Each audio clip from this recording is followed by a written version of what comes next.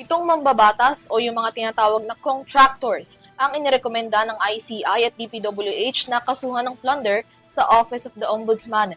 Kinasuhan ng mga ito dahil sa pagkakasangkot nila sa anomalya at pagmamay-ari umano ng mga construction company na sangkot sa red flag. Narito ang balita.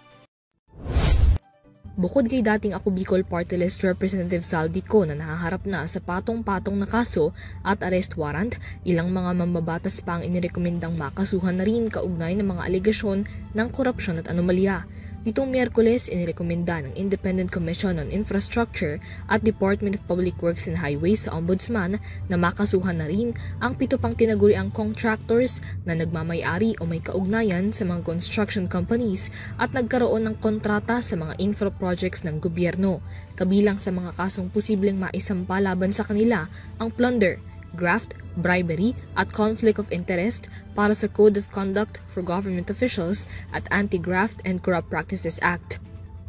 Kasama sa mga congressman na inirekomendang makasuhan, sina Construction Worker Solidarity Representative Edwin Garjola, bunsod ng kaugnayan sa 3 kumpanya kung saan first family niya ang mga opisyal at stockholders.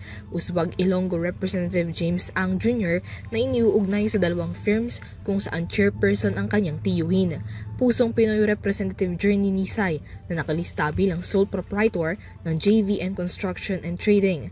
Bulacan Representative Agustina Pancho na iniuugnay sa CM Pancho Construction Incorporated kung saan stockholders ang kanyang mga kamag-anak. Cagayan Representative Joseph Lara na may 4 na anak ng stockholders sa JLL Pulsar Construction Corporation.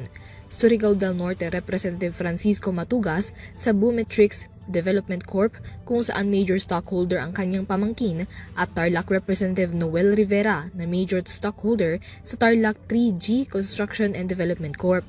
Ayon sa ICI, ang mga nasabing mambabatas nakakuha ng higit 1,000 public work projects mula 2016 hanggang 2024 na nagkakahalaga ng 92.28 billion pesos. Paliwanag ng ICI, hindi maaaring magkaroon ng partisipasyon ang mga congressman sa mga private business activities na maaaring magkaroon ng conflict sa kanilang tungkulin bilang public officials. Samantala, humiling naman na ang Ombudsman sa Bureau of Immigration na mag-issue ng foreign travel restriction orders laban sa 77 opisyal ng pamahalaan na kaugnay pa rin ng nagpapatuloy na investigasyon sa flood control anomaly. Sa kabilang banda, ang 8 opisyal ng DPWH Mimaropa na nauna ng nakasuhan, umapilang not guilty sa kasong graft na kasalukuyan nilang kinaharap sa Sandigan Bayan. Para sa EuroTV News, Mia Layagin, sumasaludo sa bawat Pilipino.